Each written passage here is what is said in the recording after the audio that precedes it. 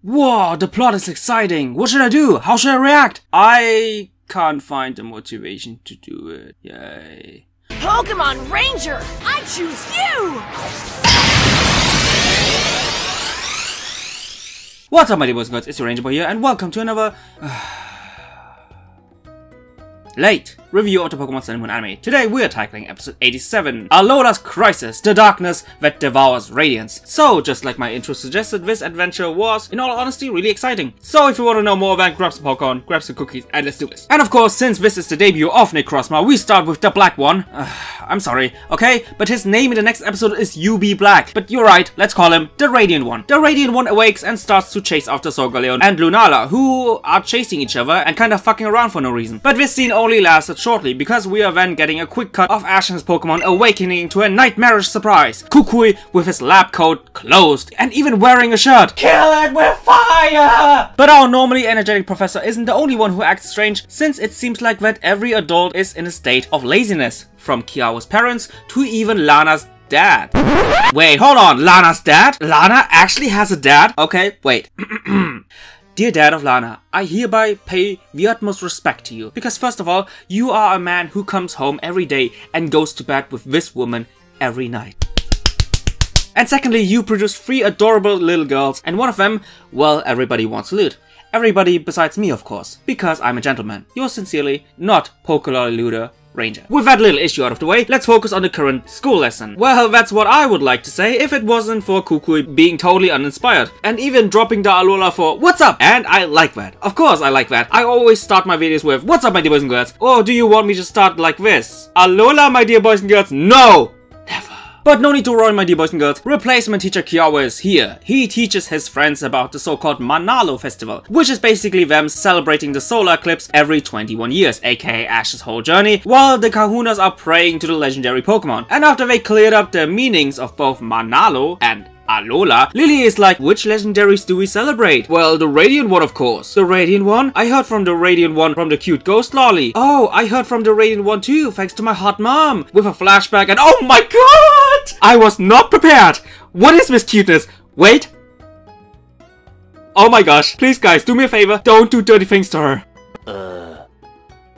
Oh yeah, I totally forgot about that. You're totally going to lure her, aren't you? Anyway, let's get a little bit more serious here. Lily then explains that Necrozma once came to Earth and provided light, which basically created and fostered Alola. But then Necrozma used up all of his light, turned black, and slept for a while, until Solgaleo and Lunala shared some of their light with him. He reawakens and goes back into his world. The crew quickly makes the assumption that Necrozma still lives beyond the Ultra Wormhole. But we have no time for more mystery because it's lunchtime. Unfortunately, Sophocles doesn't have any food because unlike his friends, he's not able to make lunch for himself. Granted, because of that, we get a really nice and sorta cute moment of Ash and the others sharing their lunch, while also representing the whole Manalo and Alola spirit, but at the same time we get a cringy imitation of Samson Oak by Ash. After some more scenes of Alolan adults slacking around and being sleepy, we hopefully turn up the excitement meter to maximum with Z-Move vs Z-Move, which immediately got rendered weak thanks to the power of Black. Radiant One. Okay, I guess the excitement is gone. But what about the Aether Foundation? The guys who constantly research on the Ultra Beast. Maybe they can bring some oh yeah, adults. And because of that, they are lazy and with zero energy. Even Lucamine, with her hair being all messy. But I wasn't surprised at all, since I always see her like that after me and her having 1 or 2 drinks, and then we gather around all of Lily's hats and plushies into one huge pile before making steamy hot love on them. Moving on, even with the lazy attitude, they come to the result that this time an Ultra Wormhole has appeared, but instead of gaining more Ultra Aura thanks to the Ultra Wormhole, this one is seemingly draining all of the Ultra energy, causing this effect of laziness. In the meantime, oh my god, the hype! It's Team Rocket, like the solid Team Rocket, like Giovanni's Team Rocket, finally entering Alola, and just like the anime has hinted in the past, it's clear that Giovanni is after Necrozma. And the hype train continues with Gladion, my edgelord is back! Being worried about his Sivali, being outraged by something. And that something, maybe, just maybe, is Necrozma approaching the 2 legendaries. So with all this build up, it's time for the Ultra Guardians to come to action. Sadly, the first thing they have to witness is a messed up Lucamine. Mom, what are you doing? You look like the last time I saw you and Mr. Ranger making dirty things on my plushies. Arriving at the Altar of Sun, the normal Power Rangers, just like in every season of Power Rangers, get a new member who naturally is much cooler. Go Super Edgelord! But I guess he still didn't didn't get rid of his I don't trust any UB syndrome because he immediately gets suspicious about cute Poipole. The last time I was so confused was when I saw Mom doing some weird things with Ranger on Lily's hats. What did you say? Well, let's move on quickly. They explain the whole Ultra Aura phenomenon to our heroes, and with the help of Faber's machine, powered by Z-Moves, they try to get rid of the clouds. They power up the machine, and while the other Aether guys are doing their research, Lusamine leads our heroes into the depths of the Altar Sun, just to basically show us the same thing Ash saw thanks to Acerola, but this time with mysterious letters they have to decipher. But sadly there's no time for that, because we're nearing the end of the episode with everybody looking into the sky, while shockingly realize that Lunala is chased by a mysterious dark entity. And that's it, guys. So without any more hesitation, let's tackle the ratings. What can I say about the story? Overall, this episode did what it was supposed to do. Build up hype and excitement for the upcoming Necrozma climax while also exploring the lore. I thought this episode was solid, but not really great, and it's mainly because of this new thing they added to Necrozma's lore, that by sucking Ultra Aura energy, all the adults get lazy and have zero energy. What it did for me is, it kinda messed up the overall pacing and vibe of the episode. On the one hand, you see our heroes,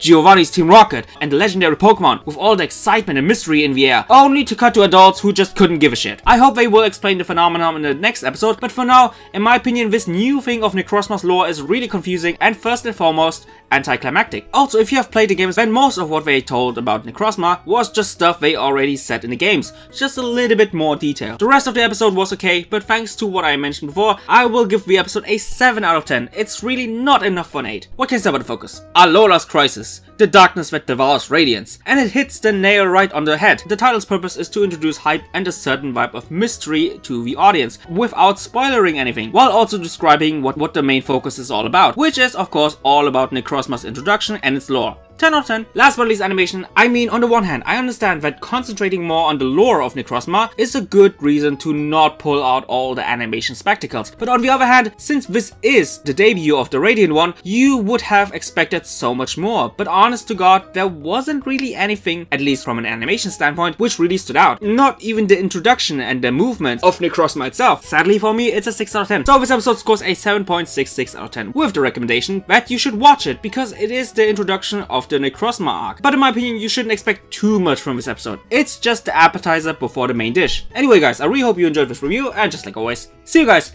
in the comments down below. Bye guys!